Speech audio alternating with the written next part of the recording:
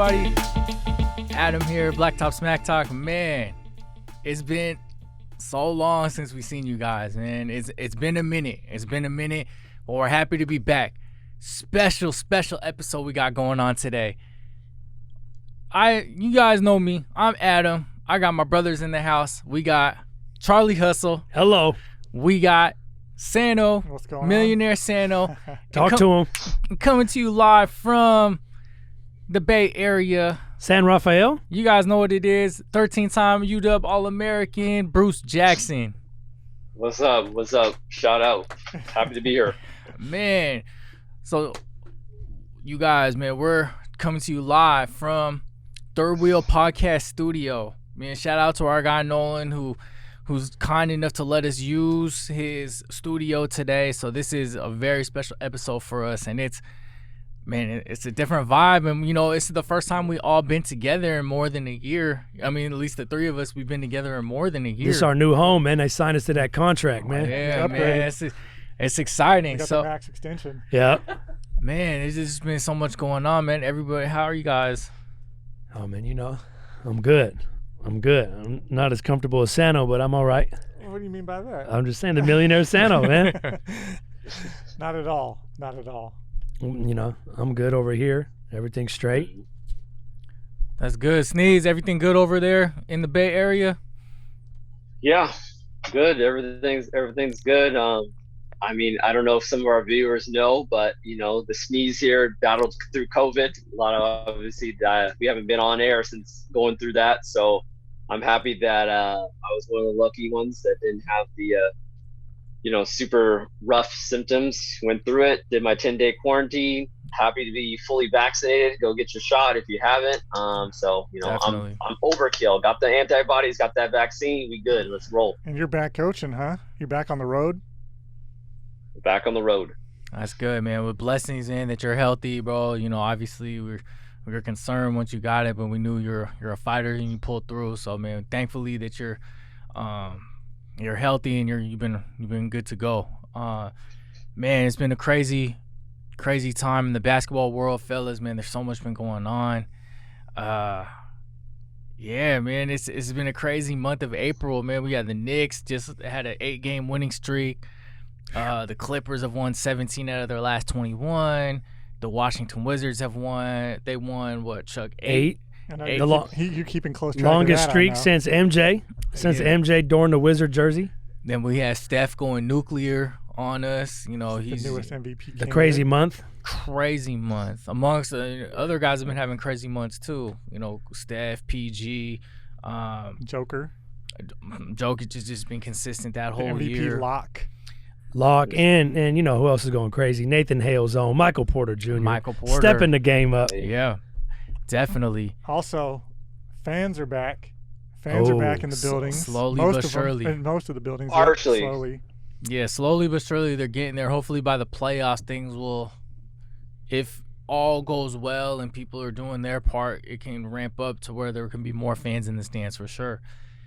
But like I said, man, a bunch of crazy stuff, man. But first and foremost, man, before we get started with everything, man, we wanted to shout out, give our condolences. BlackTop SmackTalk wanted to give our condolences to the family of Terrence Clark, NBA prospect who sadly passed away last week in LA. He had just declared for the draft. He had just signed with Clutch, and he literally just got done with the workout. And unfortunately, he passed away. So we wanted to send our prayers and condolences to his family. And BJ Boston was, I think, a part of the accident or something intertwined with that. I don't know the full details, so I don't want to speculate or say anything, but I know he was around that. So prayers to him and his family. It's crazy, man. It just tells you life is so short. You just never know what could happen or when it could be your time. So, man, it's just one of those things that we like to tell your loved ones you love them. Hold your loved ones tight and just don't take life for granted, man, because it could be gone in an instant. So, well said, Adam. Well said. So, yeah. we want to do something special today. No guests. It's just the four of us, back together. So what we're going to do is... We do have our guy Nolan, though. He counts as a guest. Nolan, yeah. Producing this... Producer Nolan. Yeah, What's producer up, guys? Thanks Nolan. for having me. Doing this episode for us, man. And, like I said, we appreciate him lending his space to us and, signing us. So, we're appreciative. So what we wanted to do today is, since 2010, there's been a lot of historic NBA seasons. We all have our favorite players. We all have, seasons that we've really enjoyed watching. So what we're going to do is we're going to go talk about our 5 favorite seasons since 2010. Right, and not necessarily bet what we think are the best, just our favorites. Personal favorite. And unfortunately we couldn't get any Mike Bibby in there. As you guys see, we couldn't get any Mike Bibby in there. We couldn't get any Sonics in there either. Couldn't get any Sonics. We couldn't get any Brandon Roy, who had some crazy seasons right before. I mean, we're starting 2010 to 2011. What's up? I was gonna say Brandon Roy's when he came back with Minnesota. Mm-hmm. That was 2011, 2012. So that fell within the decade though. Because when we went to New York for the Duke UW game, I was at the airport in Denver, and I got the news that he had retired. Oh, yeah. Yeah. So and then I went to go see you guys. So yeah, what we're gonna do is we're each gonna go around talk about 5 favorite seasons in the last, but it's 2021, so the last 11 years. We'll just kind of talk about it, give each other a hard time. Are we doing these in order, ranking them, or are we just doing 5 that we like? I ranked mine. Top 5? I ranked mine. Okay. I don't know about what you guys did. I was just checking. Sneeze, did you rank yours? No, I didn't rank mine. I just put the 5, but okay. Yeah. I mean, you can list yours and then talk about your overall favorite. If you want to do that. Right. You can just say a little bit about each one, but then the one that you really want to talk about. I mean, Sandoz might be kind of boring, Chuck. We got 5 Curry seasons right in a row. You know what I'm saying? So it's like we might as well do 2015-16 counts as 5 seasons by itself. Oh, when he was unanimous MVP. Oh, was that supposed to be like a joke? We could go over we could bring up 3-1.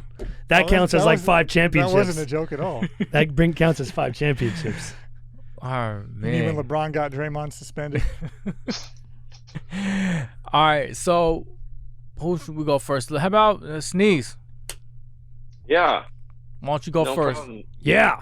Let's go. No problem. Let's get it. Again, no particular order. I just actually have mine ordered more just from going from the past to the present. Chronologically? So 2010, 2011, Miami Heat season, because that was LeBron's first year with the Heat.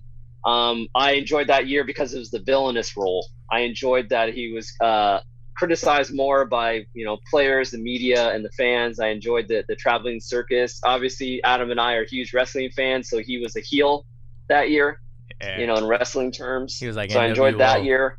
He was like Hulk Hogan when Hulk Hogan joined NWO. NWO Hogan. Yep. Yeah. 2011. The next year, I enjoyed that Heat year, 2011-12 season. Because we all rep Seattle. I think Chuck's got a little shirt on, and seeing the Heat beating the OKC Thunder, obviously gonna like that as a Seattleite. 2 Heat seasons so I enjoyed far? that. Wait, we're okay. Okay, just we're choosing players. You're doing teams, right? We're supposed to choose players.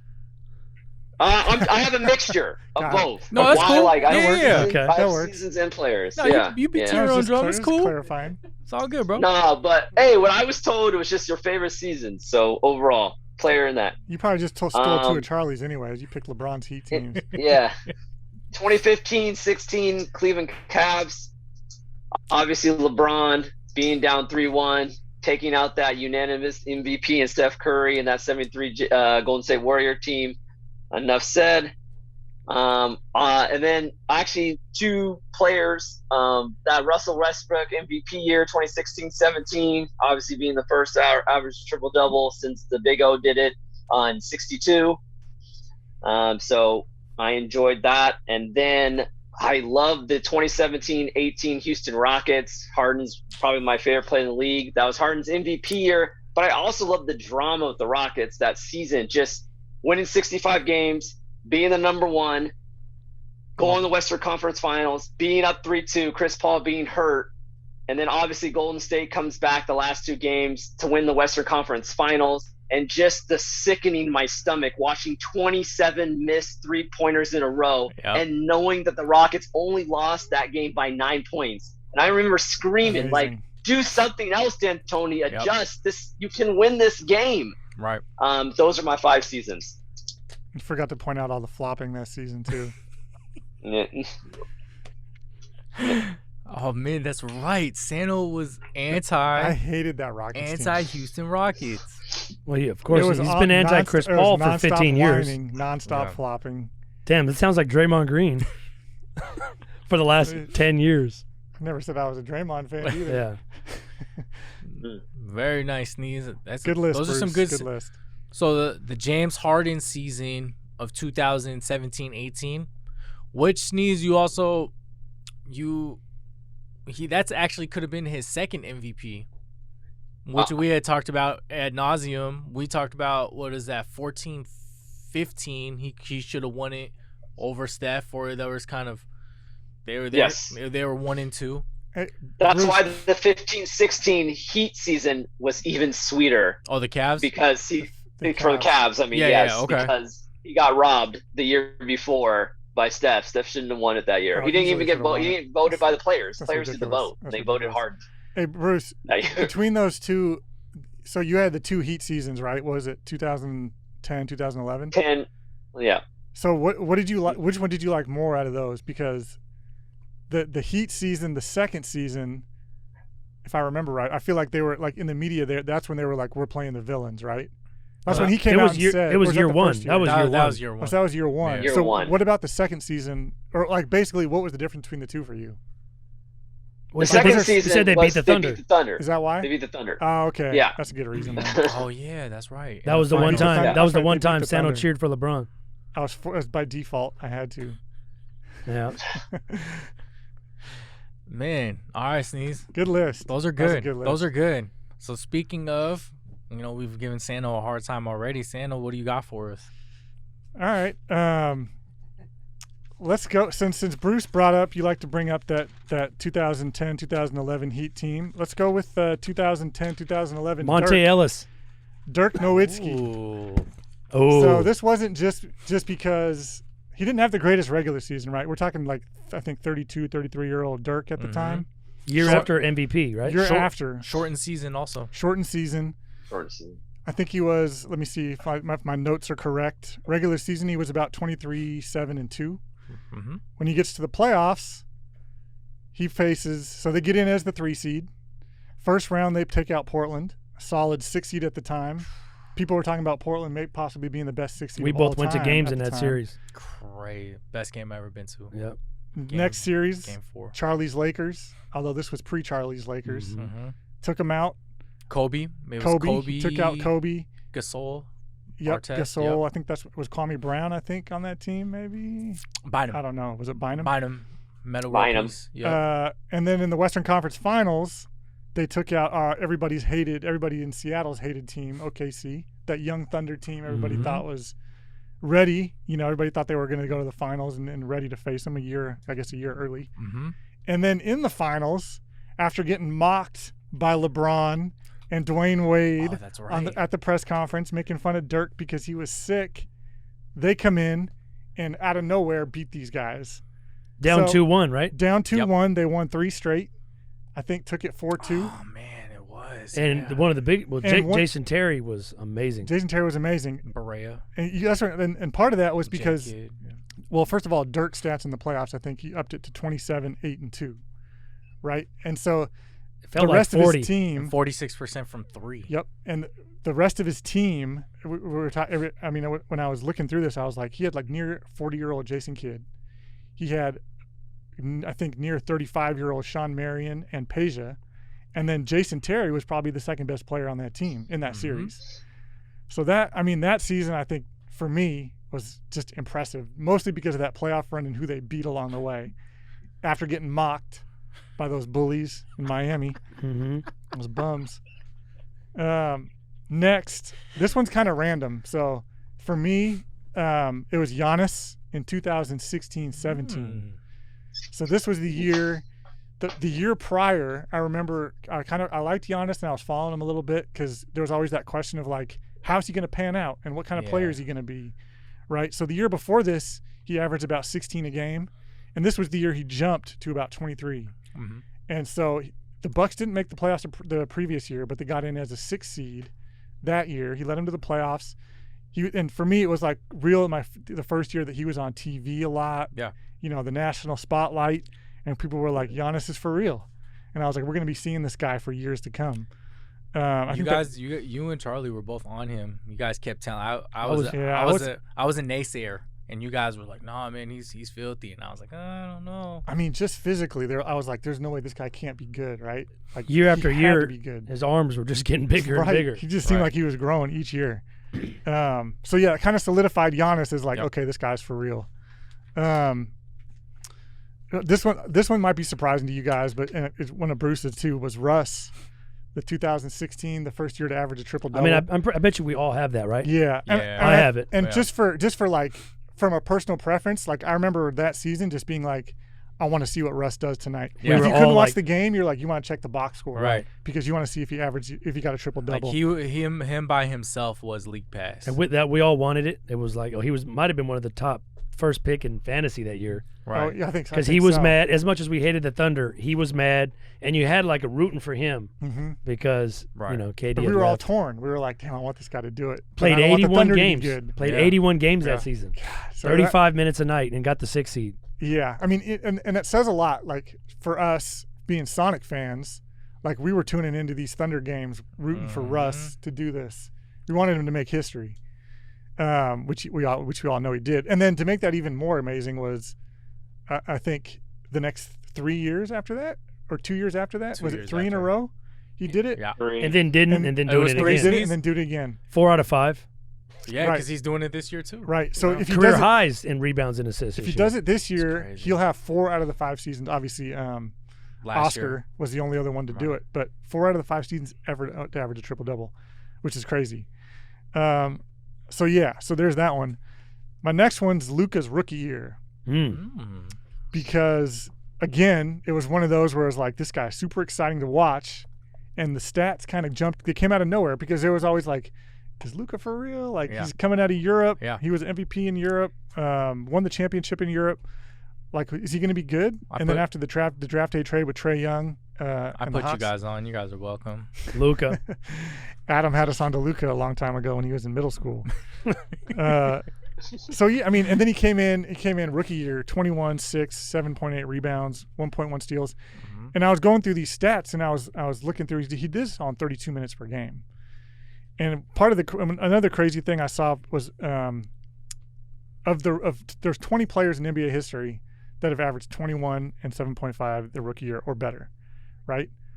There's only 20. And so on that list, these are just some of them, is Wilt, Elvin Hayes, Elgin Baylor, Kareem, Shaq, David Robinson, Duncan, Bird, and Oscar Robertson. And everybody on that list paid at least 6 minutes more per game than Luka. Luka did this all in 32 minutes per game. Wow. We didn't know this at the time, obviously. These are stats after the fact. But again, one of those things where you're like, I want to tune in and watch this guy. Last one. This is going to be a shock. 15-16? 15-16. I got unanimous MVP season. But hold on. Let me ask you something real quick. So, before you talk about that season and knowing what you know now about this season, which is more impressive? Good question. Man, I would still go with 15-16. 15-16. Just because of their record this year. Like, they're a 500 team.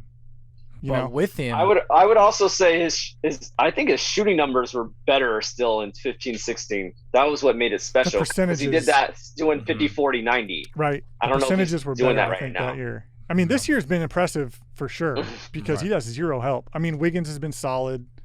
I mean, Draymond's not scoring, but he's been doing everything else. He has more than he zero got off help, to a super slow start. Yeah. Right. He doesn't have zero help, but he's got less help. And then after Oubre's slow start, he was like, He's for a picked it month, up, he too. was the best three-point shooter for a month. He's picked it up too. But you see it in their record. They're a 500 team, right? So, I mean, it'd be impressive. If they were 5 games, 10 games over 500, I'd be like, this is on par. Right? Because they're winning. So 15, 16. Hey, that's what Dame was a week ago. Right. He's now 7 games over 500, but he was 12. Right. And but not averaging 30, but he's killing. Going back to 15, 16, though, just some of the things that jumped out at me that obviously we didn't know at the time, but that year, these are some of the crazy stats. He averaged 50.4 points per 48 minutes in the fourth quarter, which is the largest since that stat had been recorded and the highest since, Kobe did it in the next highest in NBA history was Kobe in 05-06. Yep. And prior to that, it was Jordan in 1990. He shot 51.6% on 3-point shots between 28 feet and half court. Mm-hmm. The rest of the league shot 20.1%. That was the year he hit that shot against OKC, right? Where it was just a little bit I think over that was half that year, court. yep. The one where they were like, you saw the bench, and they were like, you got to guard this guy. And just a couple more stats. So in those 2 seasons, the season prior to in that 2015-16 season, he made 39 more threes than Larry Bird made his entire career. He made 107 more threes than Michael Jordan made his entire career. And he became on pace to outsell LeBron for signature shoes. Oh, wow. On pace. He didn't do it that year, but he got on pace to do it for Under Armour, which was Really? That's a deep dive. That is deep, and I dug that up. But his shoes are also like half the cost. I mean, come on. No one, I just had to throw that in there as a shot at They're like $45 shoes, you know what I'm saying? Yeah. But did you ever buy a pair? No. Then there we go. I did not. You weren't even going that far.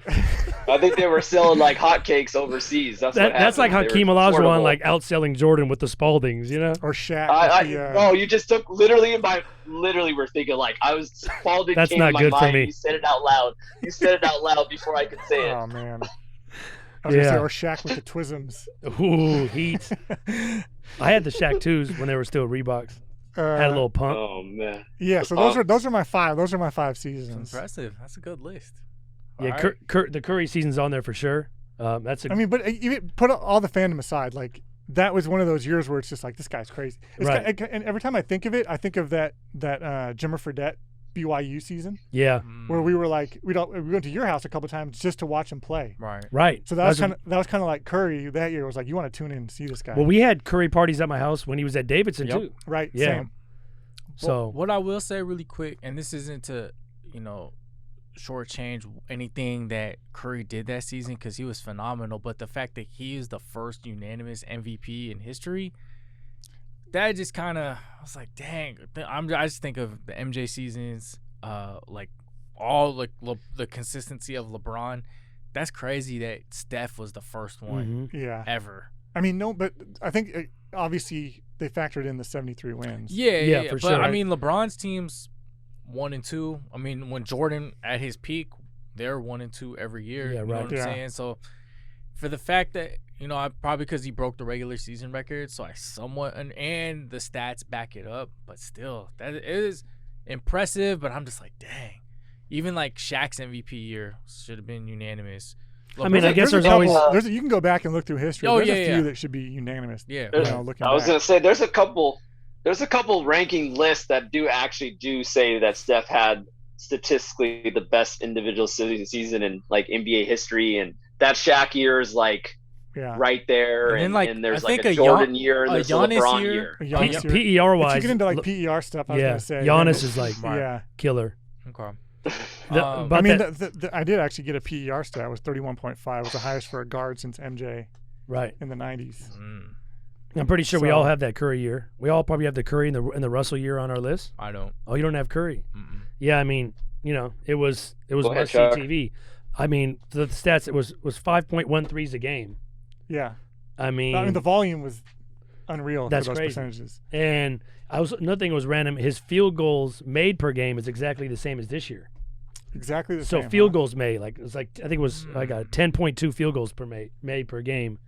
91% free throws. I mean, it was just everything about that year was pretty crazy. Right. You know? Unbelievable. And it was like Steph, because he had his injuries and stuff before, and he put together this incredible year. Right. That was insane. I obviously got the Russ year, 81 games, 35 minutes a night. We know the stats, 47 and 35. So you're like, oh, he's a 6 seed, but 47 and 35 is good when your next two best players are Oladipo and Cantor.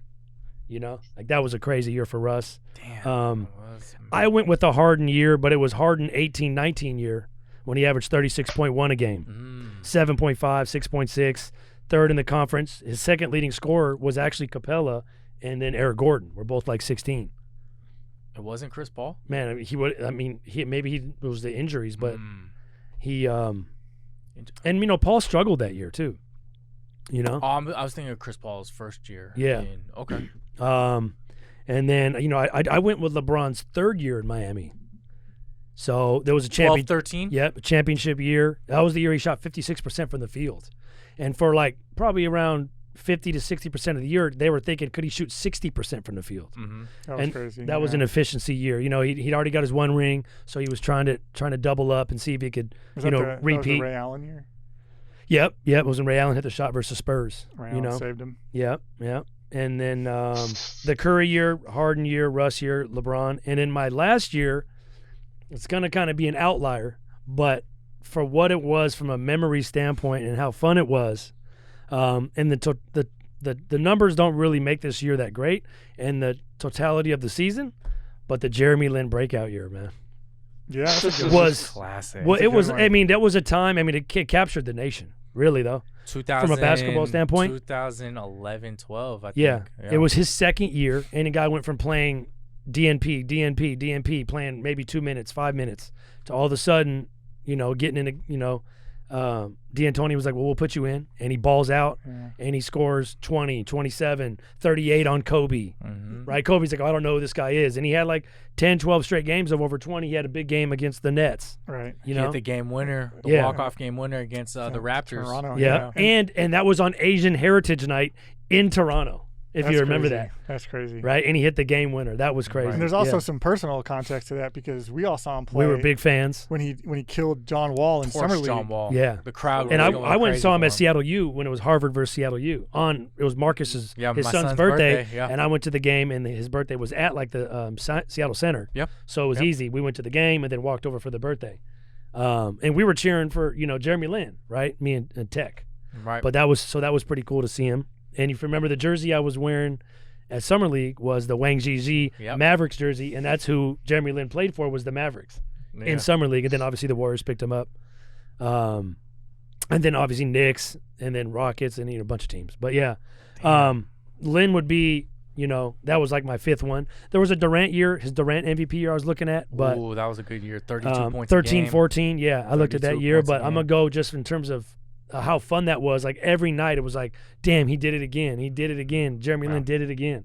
I remember calling Tech like, bro, this is crazy. Like Jeremy Lin is really capturing the NBA, and Lin sanity, and was just like it was in the biggest market in the country. What's crazy too was think of who he had on his team at the time: Melo, Novak, Amari. No, he had Melo. He had Amari. I think guys might have been hurt though. Yeah. And then the reason why he played, Mike Bibby was a point guard on the team. Baron Davis was a point guard on the team. Both of them got hurt. I think Shumpert was on the team. Swish was on the team. A lot of washed-up talent on that team. But his best friends was Landry Fields and Novak, and they were all getting burned. I didn't realize Bibby and Baron Davis were on that squad. Yep. Yeah, Baron probably never played much. But he broke his leg. Jeremy didn't even finish the year either. Jeremy got hurt and didn't finish the season. Baron Davis tore his knee up. Was that Bibby's last year in the league? Yeah. Same with Baron Davis, huh? Yeah. Baron Davis is too. That's a good one. So Jeremy Lin's year was only like 15, 6, and 5. It wasn't nothing. But it was that run. But that run was just. That's a cold run. It was just so much fun to see, like a guy that was literally sleeping on his teammate's couch. Yeah. They said he was sleeping on Landry's couch. It's like, okay, only Asian dude in the league. went to Harvard. Is this guy really going to be a player? And then he gets his chance, and bam, just takes off with it and turned it into a career. He ended up getting probably 50, 60 million in the NBA pretty much from that run, which is crazy. Yeah. Yeah. Damn. All right, well, real quick, so here are my 5. First one I had was 2010 and 11 Derrick Rose. The MVP? MVP, you're 25 points a game, 4 rebounds, 7, almost 8 assists. Number 1 seed, youngest MVP in NBA history. There's a little bit of controversy just because it statistically might not have matched up to LeBron's. Because I don't remember the LeBron stats, but I know that there was some controversy over that. But Derrick Rose was killing that year. Absolutely killing. Well-deserved. Next year, I mean, the player might not shock you, but the season might. 2018-19 Blake Griffin. And arguably what I believe his best individual season ever. 24 points a game, 7.5 rebounds, 5 assists, 36% from 3.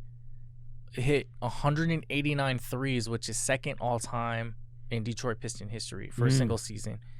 Third team All-NBA. But the reason why is because, he had been injured for so long, hadn't been an All-Star, hadn't been All-NBA, and cats were like, oh man, he's washed up, he's done. And so that season just kind of reminded when healthy, that he was a problem. And unfortunately, he suffered injuries like at the end of like 3/4 of the way through that season. I mean, he played 75 games that year. He tried to play a playoff game, right? He played 2 playoff games he had like a torn meniscus or something like that, and he played through it.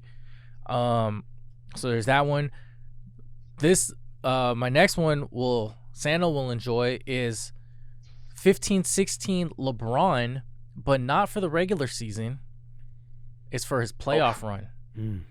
But the playoff run, 26.3, 9.3 rebounds, 7.6 assists. For LeBron, that's not bad. Career averages. Right.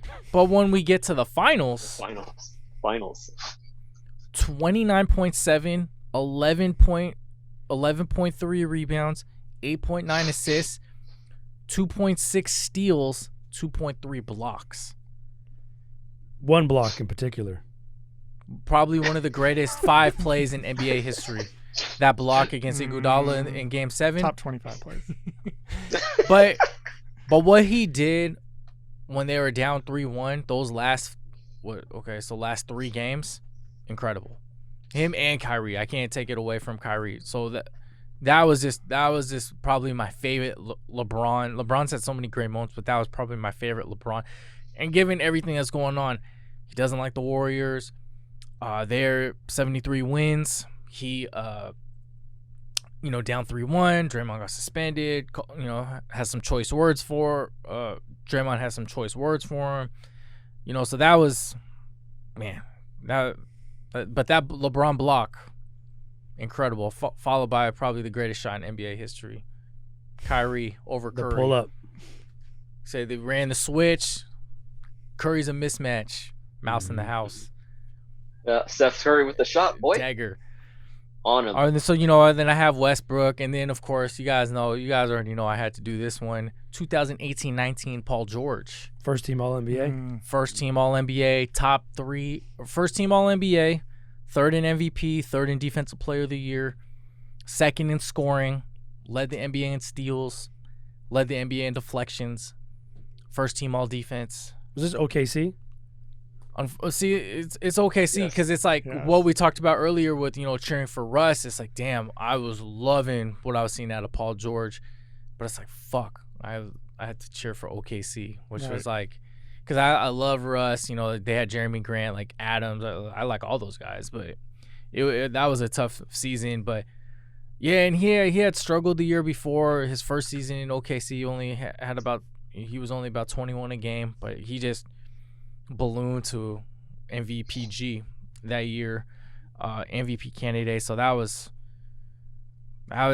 showed me that he's probably one of the top 12 players in the league at that season. Obviously he was top 3, but I was just so impressed with how he he carried that team when Russ is such a ball dominant player. He was able to carry that team. Obviously, Dame ended that whole team. Like, he broke that whole team up. You know, the 3 best players on that team was, we were right. We were third row. Right. Yep. Russ, one of the coolest sports experiences of my life. I think so. The Russ, PG, and Jeremy Grant were the 3 best players on that team, and they're all, Dame, he broke that team up. So I remember I looked over at Charlie, he had a little tear in his eye. Absolutely. Do you remember? I think I asked you in the third quarter.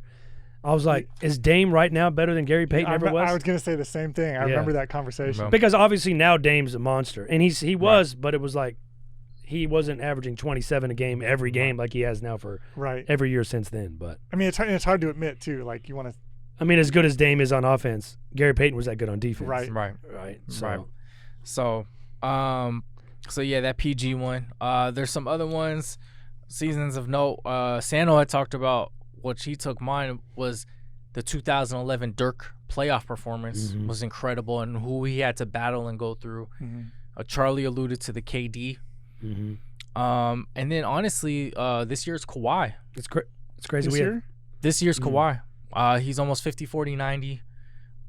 Career high in assists. Rebounds about 7.5 and 25 points a game. But just the efficiency. He's healthy, so he was playing back to backs. If he hadn't gotten hurt this last stint, and if the Clippers kept progressing, I thought he had a great chance at MVP. I had told you guys that in previous pods. So, those are some ones that stick out in my mind. I mean, there was a lot. Like when I was trying to think through, it was hard. There was a lot to choose from. It was hard. But I alluded to the this year's Clippers, and so they will not be in the play-in tourney, which is new this year. No, actually, they had it last year in the bubble, but it's a little bit different this year. So, what we're gonna talk about the play-in. As of before we started recording, in the West is the Blazers. So the 6th seed is the Mavs, but it's the premise of the play-in tourney is 9 and 10 play each other. Loser out. Winner of that game plays the loser of the 7-8. So, so if the 7 seed wins, they're in. And then the 8 seed, if they lose, they have to play the winner of 9-10. So it's just one game. It's like NCAA tournament. It's like March Madness. I'm a huge fan of it. I love it. I think gives some teams something to play for. Kind of goes away from tanking. Some team, because a lot of teams are still in it. Keeps them alive. I mean, I go back and forth on it because I wasn't really I think we talked about the other day. Like I hadn't really thought about it too much, but now that we're getting closer to the playoffs, I was kind of thinking about it, and I was like, well, so that you have these 7 and 8 seeds, right? They've played all season to be in that 7 and 8 spot, and then they could lose that by losing 2 games to a hot 10 seed like the Wizards, or a 9 seed, just like that. That season's over. Or like a hot team or a hot player like Steph Curry. Or a hot player like Curry. That's what I'm saying. Like there's two, to me, there's 2 sides to it. There's that side where it keeps things interesting because you have 10 teams now battling for a spot. But on the other side of that, it's kind of like, what's the point of this? It's like, why are we doing this, right? Is it just for that? Is it just to keep people interested and keep from tanking? Even though those 9, 10 seeds aren't really tanking in the first place. I think of more as like the bottom of the standings, right? Like the Minnesotas and teams like that. So, but yeah, I mean, I see why you'd like it. And I see why people would enjoy it. But to me, I just see it as like kind of maybe find a way to restructure it or something. I don't know. Just make the 10 teams part of the playoffs. Make it a mini series or something like that, rather than just kind of this weird 2 wins or 1 win and you're in kind of thing. No, I get it. So let me go over the how the standings as of today were, and then we can talk about it, and then we'll start with you, Bruce. But so the Blazers are the 7 seed. 8 seed are the Grizzlies. So Blazers are 32 and 28. The Grizzlies are 31 and 29. Spurs are 9 at 31 and 29. Warriors are 10 at 31 and 30. The Mavericks are 6 at 33 and 27. In the East, it's chaos. The Knicks, 4 seed, 34-28. The Hawks, 5 seed, 34-28. Celtics, 6, 32-29. How many game difference? Yeah. How many game difference is it from 4 to? Because I don't. Yeah. What's the Knicks? So what's the Knicks record again? The Knicks are 34-28, so they're technically as an out. And then what's the 10 seed? The 10 seed are the Wizards, and 27-34. So there's Pacers 29-31. 7 games between 4 and 10. Basically, Hornets a game 30-30. Yeah, Heat 32-30. So Sneeze, talking about the races, what teams do you like to clinch those? Or like, what do you think the order would be in the West? 7 through 10. Yeah, no, it was obviously hard, but I used shout out to Sportsline. Hey, if you're Sportsline, you want to sponsor a podcast, you can sponsor us. But I use their projections, and so there's a lot of other people that have projected seeding based off strength of schedule, and so I used theirs to kind of get an idea, and then from there looked at evaluate the matchups. So right now, like projected seeding for the West, according to them and a couple other sites, but the 7 would be Memphis, the 8 would be Golden State, the 9 would be Portland, and the 10 would be San Antonio. Wow. And again, I'm using their projections based off strength of schedule. Portland's going to keep diving because they have like literally the hardest strength of remaining schedule like left in the Western Conference. Actually, the Spurs do. So, they're 1 and 2. Yeah, 1 and 2. They're actually 1 and 2. 1 and 2.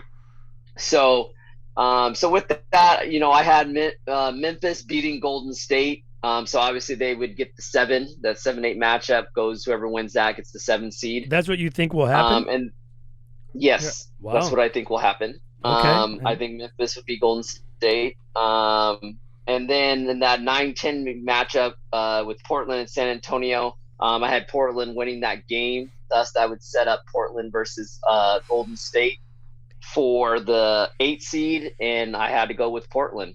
So I had obviously those play-in would be Memphis and Portland. For the West. I don't know if Steph Curry's ever going to lose 2 loser-out games in a row. Dang.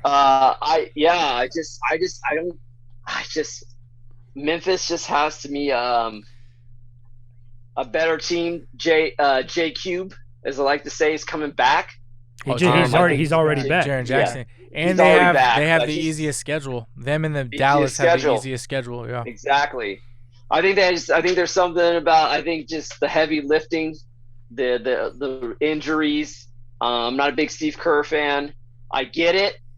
But those teams, I just like Memphis as a better overall team. And then when it becomes you said losing 2 loser out games, right? You don't see Steph Curry do it.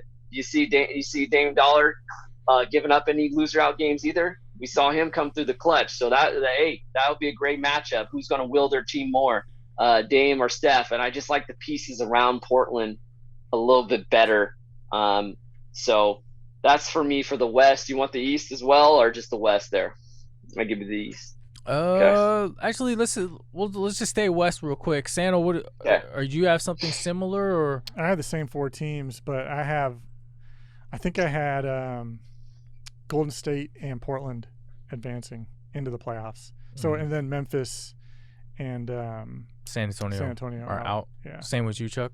Samesies. Even though I see that's a good point about Memphis getting healthy, like they're getting their guys back now. So yeah, and they haven't been healthy all year. And they've still maintained this quality record. Mm-hmm. And Ja hadn't even played that great for a while. Right. He's starting to pick it up. Pick it up. Weak ass Dylan Brooks. He's so weak. I think there's I'll say 40% chance Memphis will go up and Dallas will go down. Because I think Porzingis being hurt, he's hurt again. Even though Dallas has the easiest schedule remaining in the NBA, something just doesn't feel right. I mean, I trust Rick Carlisle, real solid coach, one of the best in the league. Luka is amazing, but I don't know, just just a feeling that it could happen, but I think in all likelihood that it'll be the same. It'll be the same. I also have Blazers and Warriors advancing. Yeah, I have Blazers as the 7, and then the 8 will be the Warriors. If the Mavs do drop, and then you got Mavs, Blazers, and Warriors, you got 3 of the best individual players in the NBA in these one-game playoffs. I mean, Jaw's incredible too, but that'll be cool, man. Well, Jaw, yeah. But we've seen Steph do this in the college level, right? In one-game playoffs and take the country by storm. Right. I mean, those are all the guys.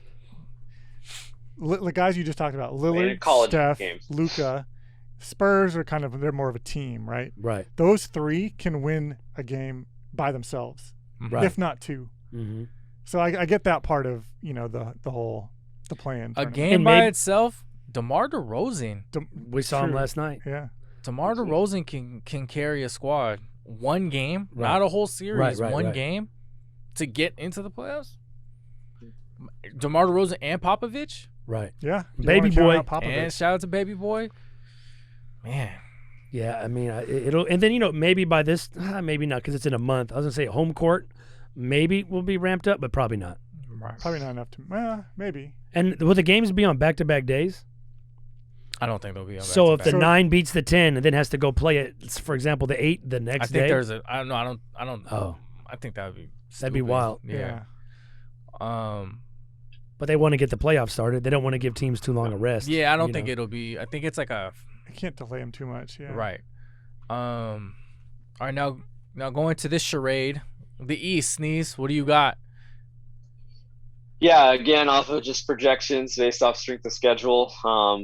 Playing teams that I have would be Miami at the 7, Charlotte at the 8, Indiana at the 9, and Washington at the 10. Hoo-hoo. Hold on. Sneeze real quick. That's what. So you have the Hawks and the Knicks actually making the playoffs without being in the play-in? Hell yeah. Yes. Okay. Yes. Hell yeah. Okay. Bruce had to come around to the Hawks. All right, all right. Shout out to Bogdanovich. And 3 of those teams are so tough for me. So the Miami Charlotte 7-8 game was so hard for me to go, but ultimately I try to give respect to the defending Eastern Conference champs. So I went with Miami beating Charlotte at the 7, Washington beating Indiana, and then I was so torn between Washington and Charlotte, especially considering that the timetable is sped up for Monk and Ball to come back, and I ultimately went with star power. I thought individual stars, and I went with Washington over Charlotte. So Washington getting that last in at 8. Okay. So say it again, Bruce. You had Washington over Charlotte in getting into the series. Washington over Indiana, I thought he said. Oh, did you say Washington over Indiana? Miami losing. beating Charlotte. Charlotte lost. So then Indiana plays Washington. Washington beats Indiana. Charlotte goes over because they're the 8, and they fight. They play Washington, and then Washington beating Charlotte. Okay. So, and Washington getting in. All right.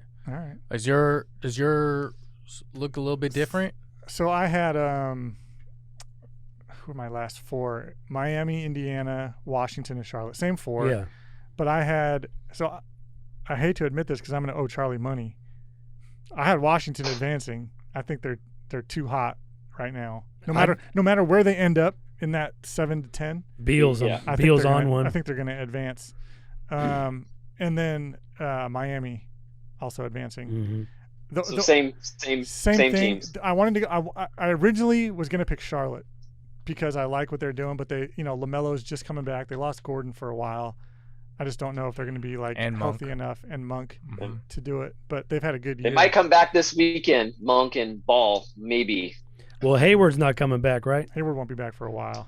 Hayward wouldn't be back until. There's only 2 more weeks left in the season. They don't stand it. If you ask me, they're not going to beat nobody in a one-game playoff. I don't care who's there. I don't think so either. Yeah. Bruce said it was tough, but I think. no matter how it shakes out, I think those are the 2 teams that, even if the Knicks drop, I think they'll lose too. Yeah. If Charlotte would have been healthy, they would have been a lot more intriguing. Yes. Yeah. Absolutely. Yeah. a little bit more games together. But see, I think the Knicks would win if they drop. So that's funny you said. Did you have the same 4 teams? Yep. So my 4 are different. I just switched Miami and New York because New York's schedule is a little bit tougher. And with I had New York as a 6. And with Tibbs playing those guys so many minutes, I think they might get worn down a little bit. So I think they'll fall to the 7. So I had 7, 8, 9, 10 was Knicks, Hornets, Wiz, Pacers. Pacers were my 10 seed. Mm-hmm. So I had the Knicks winning, and then I had the Wizards winning, and then the Wizards beating the Hornets. Do you have the standings right So still the same. Yes. Who's the 11 right now? The 11 is the Bulls. Or Raptors? No, Raptors. Yeah. Raptors and Bulls were tied today. How many games back of 10 were they? Like a game and a half. Do you have it in front of you, Sneeze? I don't have it in front of me. I was just curious. No, I don't. But the Wiz are like a good game and a half or 2 games behind the 9, right? Mm-hmm. That might actually be tough for the Wizards to do. Going into today, regardless of hold on. Oh. Going into today, the Bulls were 26-35, and the Raptors were 26-36. Okay. Okay. So the Bulls were up. Actually, Thank you. Oh, the Bulls are in that spot. Thank you. No. Oh, good call. So I mean, in that's why we hire you. Though, in the consensus, we all have the same. The only difference Actually, sorry, of the Bruce, whole real quick. league. Bruce, sorry, real Go quick ahead. to interrupt. Nolan, is it possible to throw the standings up? Yeah. Oh. Just so we can get a visual of this. Just the Eastern Conference standings. Yes. So Sneeze, what you were saying was the only difference we have is the. Yep, we see it. There it is. Was the Hawks or we had the Heat and the Knicks switched? Yeah, and then I was just going to say, this overall, it seems consensus, even though he's throwing that up there. We all have the same Eastern Conference 8 teams. The only difference amongst us here is, of course, me with Memphis and Golden State. So everyone here has had every single playoff team the same except for Wom here with Memphis. Well, we all know how you feel about the Warriors, so that's not a surprise. But Sneeze, I also had a little asterisk saying I could see Dallas, like Memphis going up and Dallas moving down. Sure, yeah, you did say that. But then yes, Dallas, I would have Dallas that's and Dame. That's going to depend a lot on Porzingis. So if he's out for an extended period, I don't know what ankle injury. Is it ankle right now? He has a lot of lower body injuries. He does, and those are for big men. Those are tough.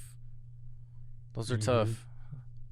So, but yeah, even though you switched the Knicks, you still have the same 8 teams in the playoffs. Yeah. Yes. Yeah. So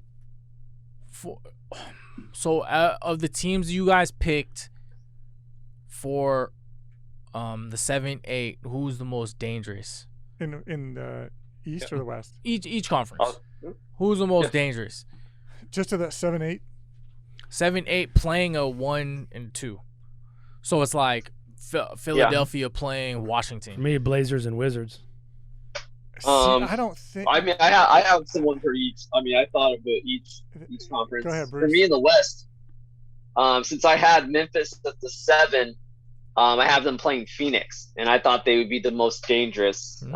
So is that more of a shot to Phoenix or more of a credit to Memphis? No, I mean, a little bit of both. It's a both, right. a little okay. both. So for me, it's the return. Obviously, he's returned, but getting JJJ up to speed, I thought that's a factor. Memphis has the best offense in the league in the month of the offensive rating in the league in the month of April, because their guys are starting to get. I don't know if people knew that, but their guys are starting to get healthy. They have that. Also, with Phoenix having no playoff experience, compared, because we had to say which one is a threat, right? So we have to compare the 7, 8 to 1 and 2. Yeah, that makes sense. So with Phoenix experience compared to Utah's experience, it's not even close as far as playoff experience. Yeah. So I feel like obviously Phoenix is more vulnerable than obviously a number 1 Utah because of that. And then I think when you just kind of look matched up, Memphis's offensive rating is just a little bit, obviously a little lower than obviously Phoenix is, and they're a little bit closer in defense, but they're both net ratings and positive. Obviously, Phoenix has a lot higher. They're a 6.0 net rating compared to Memphis is 1.2. But again, which one is dangerous more? And I feel like the 7 of Memphis is more dangerous to Phoenix than my 8 of Portland is to Utah. So That's for the West. I was going to say, as what you were probably going to say about Portland, is they've struggled versus every team better than them. Yeah, that's exactly what I was going to say. But and then what I'll say about Portland too, while their offense is, they have 2 guards that can each get you 40 to 50. Yeah. Their defense is the 4th worst in NBA history as of today. Yeah. I would have thought, Powell would have helped. Think of how many teams have been real shitty. Like the team, like the Charlotte, when they won like 9 games like years ago. The 4th worst defense in NBA history. And part of that's also because scoring is up. Insane. Offense is up. I mean, I think that record's going to be broken a lot over the next few years, I think. Just to the way the league's going with their offense. Right. But I mean, when you look at Portland right now, it's, I mean, it's tough because you see Dame, he's had a tough couple games. You miss some time with injuries. They lost what is it? I think they won tonight, but they had lost like 6 straight or something like that. And so 6, yeah. And CJ hasn't been able to carry him. They scare me. They scare me because I know what Dame can do and CJ can do, but I don't trust the defense. Yeah, it's different. It's different when you're talking about a 1-game or 2-game series. Like Dame can get you a win here and there. The stat that forget all this net ratings and all this stuff. The stat that jumped out to me was that stat about Portland and how they do about. They're like 0-10. Yeah, they haven't won a game. I think is it teams in the playoffs? A team's ranked higher than them. Teams ranked higher than them in the standings right now. They've won 0 games. So that one to me jumped out as okay. Well, they probably don't stand a chance. Unless I don't know who they beat tonight. I don't know who they played. They played the Pacers. They scored like okay. So then in the East, I want to say Washington, but then if you look at the top of the standings, I don't see anybody touching Brooklyn if they're full. The top 3, no one's touching the top 3. Yeah, nobody. So not to have a cop-out answer, I don't think any of those teams in the bottom stand a chance to any of those teams in the top of either conference. I think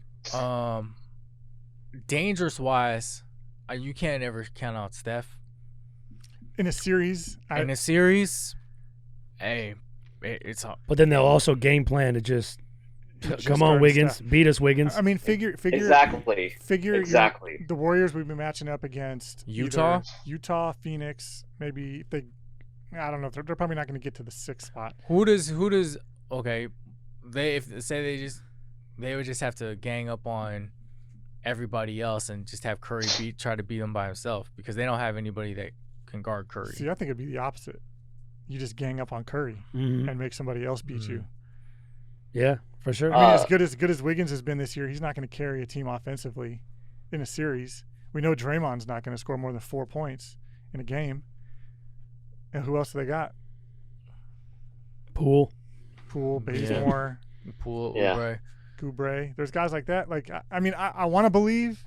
Hey, I'm just saying. This ain't the We Believe Warriors. Right. They're not walking through that door. They could strike fear. I get it, and I agree with you, Bruce. Memphis, that's like a different type of grit and grind team. But they also, you said they could pose a threat. They also kind of lack the experience. Valanciunas is probably their.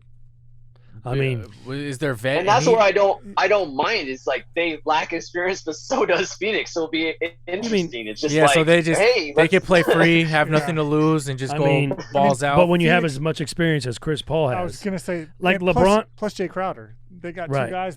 Like Kyrie and K-Love had no experience when he went to the Cavs, right? LeBron. So that's Chris Paul's that version.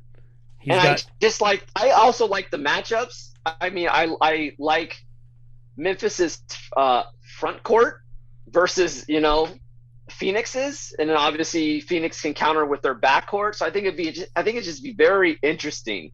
Is there a coaching advantage? Between teams, I just think they're the most dangerous of all the options. Monty might get coach of the year. And then the East, I actually thought, because we had to pick somebody, and it would be Miami versus Philly. And the only reason I said that is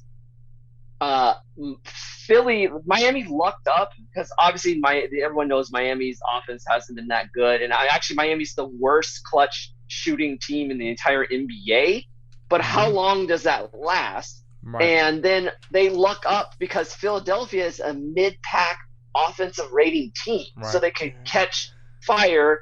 And the one thing I like about Miami is they have all the, like Sandal just said, all the non-statistical tangibles that you want. Tradition, legacy, coaching. They've been there before. All the they made a deep run. The belief, like in the organization, they have that probably better than any other team you could probably name that would be in the Eastern Conference. That tradition.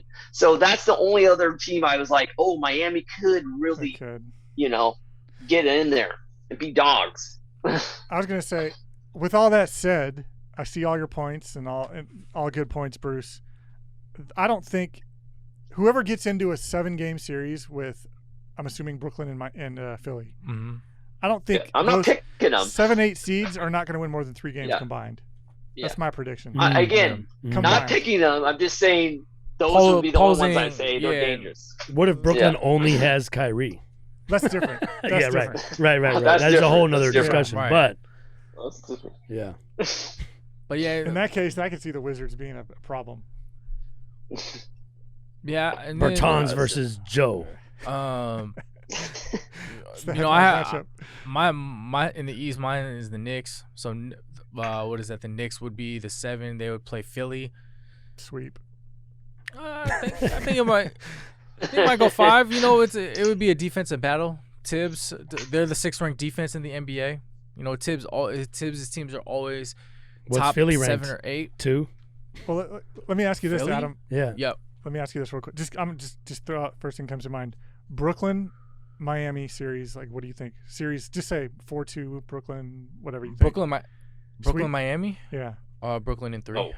In 3. No, I'm just kidding. That would be probably Sweet. 5. Okay, 5. Brooklyn, Washington. 5. Philly, Washington. 6. All right. And then Philly, Miami. 7. Wow. So Philly, Miami, you think Philly is the series? Jimmy, See? Bam, Yep. Jimmy and Bam are our big reasons. Okay. Jimmy and Bam are big reasons, and that means Ben. I knew there was a reason why I liked you, Adam. But I'm not even a huge Miami fan. I just respect what they do. Exactly. And I'm the same way. Bam is. I don't know if he can. He'll play hard. He'll play hard against Embiid. No one's gonna stop him, but he'll make him work. So I think I like Spoelstra as a coach more than Doc Rivers. I got one more. Brooklyn and New York. Nets, Knicks. Ooh. I'm gonna mute the group chat for that week. Oh man. I don't even want to pay attention. I'll throw my phone at the that's window. That's a sweep or 5. A sweep. Or for 5. the Knicks, right? But the Knicks are gonna sweep, right? But the Knicks have played Brooklyn hard. But see, Brooklyn's tough because they haven't had their top guys have only played 7 games together. Right. And I'm going into this assuming everybody's is more healthy. Being Okay. cautious, they're going to be healthy. Yeah, 5. 5. I'll give the Knicks 1. I think it'll be 4, and the point differential might close in on 100. I was going to say I think it'll be a sweep, and it's not going to be close at all. If all 3 of them boys is playing. Yeah. I can see that being the same until they get to the Eastern Conference Finals. So we're saying that we're talking about the play-in tourney. So with we all pretty much have the same playoff teams. For our last thing we want to talk about is what first-round matchups would be intriguing for you? What's a first-round matchup, East Conference? What would be intriguing? So whatever would probably be that 4-5 in the East. So is that going to be Boston, Atlanta? Boston, or if it's Atlanta, New York, or I guess however that finishes. Those will be the most evenly That's teams. funny you say that. I actually thought you would say the 4 or 5 in the West. Yeah, would that be Lakers? Lakers, Denver. That's what I was going to say. Because that's, you have rooting interest in both. I mean, if the Lakers are healthy, you think they're going to win the series without Jamal Murray. But Denver's 4-1. I mean, a lot of it could be scheduled. It could be scheduled. A lot of this stuff comes with scheduling, who they played since he went out.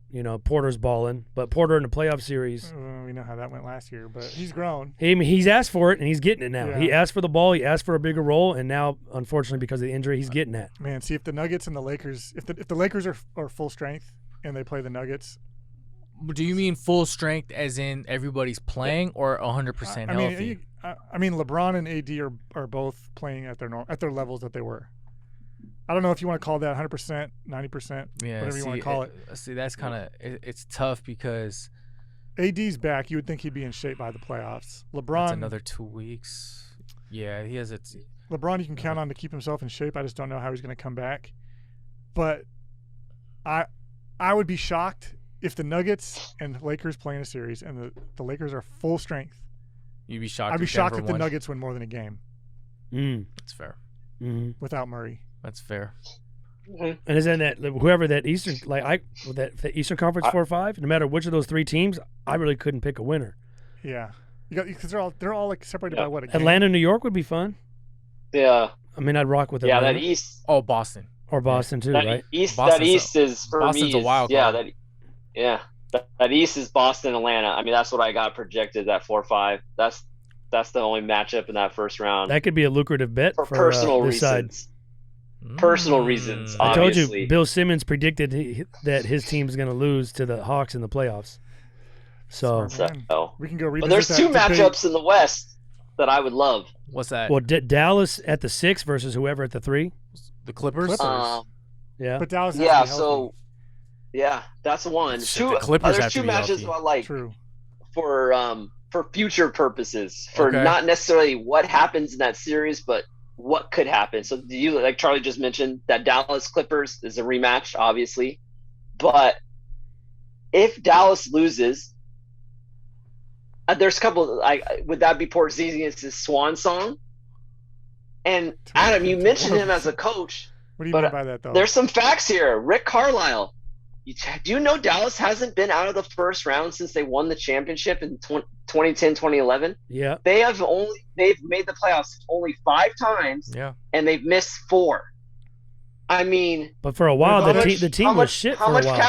How much cachet do you have? So if Dallas loses, I'm thinking about Porzingis' future, and I'm actually thinking about Rick Carlisle's future. Even if Well, Dallas when I looked wins, up I'm that- thinking about Porzingis' future. Yeah. And then the other matchup in the West that would be intriguing to me is also Utah-Portland, because can Portland lose again in a first round?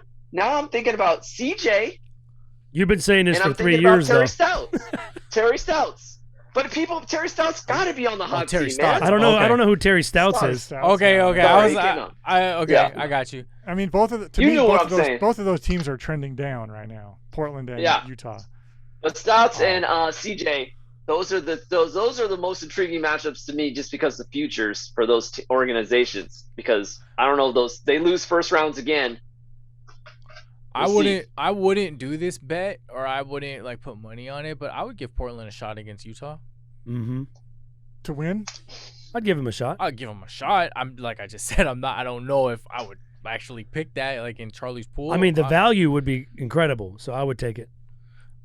Oh, Look, throwing away just money. You lose based your off money. of, No, that's not a bad. Now Utah's thorough Hey, right now. just pay your They've lost bookie. back-to-back games to Minnesota. right. Yeah. Did you know that Utah is 0-3 this season against Minnesota? Yeah, I saw that.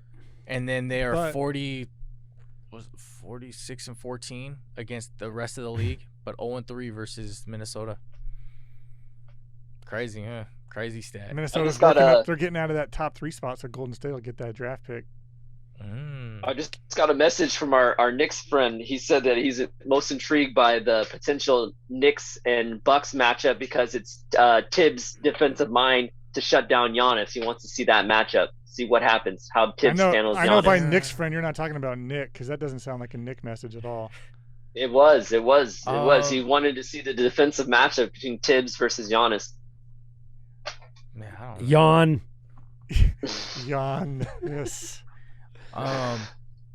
Yeah, first round, man. I think Denver and the Lakers will be intriguing, for sure. I don't. I don't either. I think- if they had Murray, I'd agree, but Yeah, I think Mhm. Lakers are just gonna.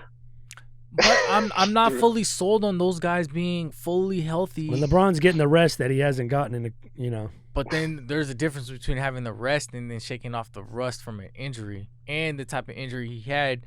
What was his knees? Grade 2 high ankle sprain, Mhm. which is it wasn't. Oh, I pretty- know. But when has LeBron ever been rusty? Right, Well, but really, I mean- obviously you gotta get some games under your belt. But like I said, that for some reason that intrigues me because of Jokic and the season he's had and the emergence of Porter and your guys' Aaron Gordon has been doing his thing. But Will Barton's hurt too, so I don't know how long. We know what that's looking like, but if they don't have him, their bench is thin. Well, real quick. Now we talked about the first round. Now we got to wrap it up here soon. But I just want to go around real quick and get your guys' finals teams. Not a winner, just the matchup. Oh, mine hasn't changed. Brooklyn Lakers. No, Brooklyn Clippers. Bruce. Mine's been mine the same hasn't changed from the. I'm gonna stick to my preseason still, and still Clippers and Philly. Yeah, Clippers and Philly. I say Clippers and. You said Clippers and Nets. Yeah, Charlie. I'm trying to see if anybody's changed their thoughts. Just I'm just by looking at from the broader picture of Brooklyn, it just seems like someone's always going to be out. You know, that's tough. It just like whether it's this guy or this guy or this guy, right? Can they go? How long does the playoff take? 45 days, 50 days? Like Harden's probably out for the rest of the regular season. That's what I'm saying. Too. Is like so when the playoffs, it's a 45-day stretch where none of those guys are going to be hurt for a week or two. That's what makes me lean. Maybe I was thinking Brooklyn always. But just from what we're seeing is no matter whether it is, every 2 weeks somebody's out for 4 games.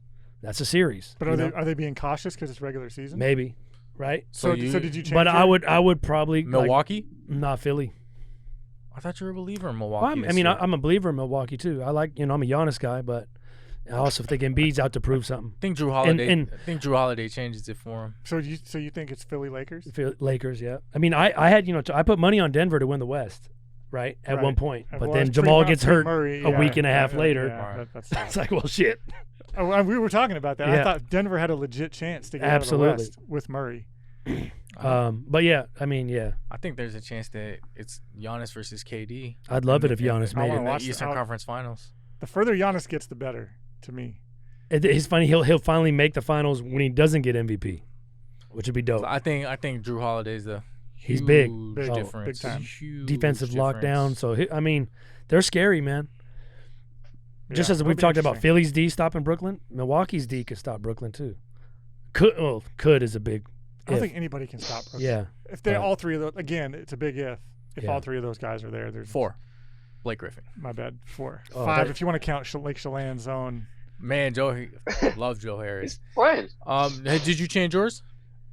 So I had Brooklyn and Clippers. I'm going to go Brooklyn and Lakers. Dick. I know. I don't want to do it. Join Team Charlie? Unfortunately. It's all good. I mean, it's what the guy does. He just wins series. He's been doing it for 17 years. And I think this is going to turn out to be beneficial to LeBron, the rest. I think it could too. I mean, his mental's always there. We'll see. Well, we'll see. But, man, you guys, fellas, man, it's been a crazy NBA season thus far. And the playoffs are just around the corner. Next pod, we'll probably be doing our awards and playoff predictions or, series by series. But, man, today was fun. Shout out to Nolan and for Third Wheel Productions letting us use his spot. TWP. We appreciate it. Man, it's been fun. Once again, like we always say, man, we appreciate the love and support. We know a couple of you guys been asking us like, man, when's the next pod? So life happens, man. There's a lot of shit going on in the world, and if anybody out there wants to sponsor us, or someone that wants to, that'd be love. Either in Seattle or in the Yay area. Coming on there asking for sponsors. I like it. Sponsorship opportunities. If you need a sponsorship inquiry, you can go ahead and send those inquiries to bjackson8505@gmail.com. Holler at your boy. You want to throw your Venmo out there too in case they want to send you some money? No. Man, so once again, follow us on our YouTube channel, on our Instagram page, our Twitter handle, our Facebook. Man, like we always say, we love and appreciate you guys. Bruce Jackson out in California. Sano, Charlie, Adam, BlackTop, SmackTalk. We're out. Appreciate you guys. Look out for that Charlie Hustle OnlyFans coming soon too. Dust them.